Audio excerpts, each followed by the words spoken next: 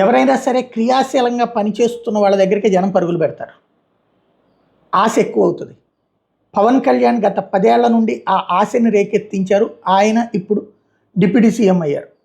Power ఉంటే ఏం చేయగలనో, power లేనప్పుడు చూసినటువంటి వాళ్ళు ఆయన పవర్లోకి వచ్చాక అది ఆశిస్తున్నారు. అందుకే అక్కడ జనసేనకు సంబంధించినటువంటి కార్యాలయం బయట బారును తీరుతున్నటువంటి ఆయన చూస్తున్నాం. ఇప్పుడు లేటెస్ట్గా చూస్తే ఇది అసెంబ్లీలో ఉన్నటువంటి హౌస్ కీపింగ్ స్టాఫ్, ఊడ్చేది, తుడుచవడం ఇట్లాంటివన్నీ చేసేటువంటి హౌస్ కీపింగ్ సిబ్బంది.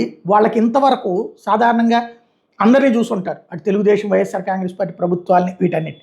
అయితే తమ సమస్యలు ఎవరికైనా చెప్పుకుంటే తీసేస్తారేమో అన్న భయం ఉంటుంది. అట్లాంటి భయం లేనటువంటి అవకాశం ఒక్క పవన్ కళ్యాణ్ దగ్గర లభించింది. అందుకే ఆయనకి వాళ్ళ సమస్యలు చెప్పుకున్నారు. 154 మంది మహిళలు పవన్ కళ్యాణ్ గారి దృష్టి తీసుకొచ్చారు. గత 8 ఏళ్లుగా అక్కడే పనిచేస్తున్నామని, తాము అమరావతి ప్రాంత రైతు కూలీలం అని చెప్పారు.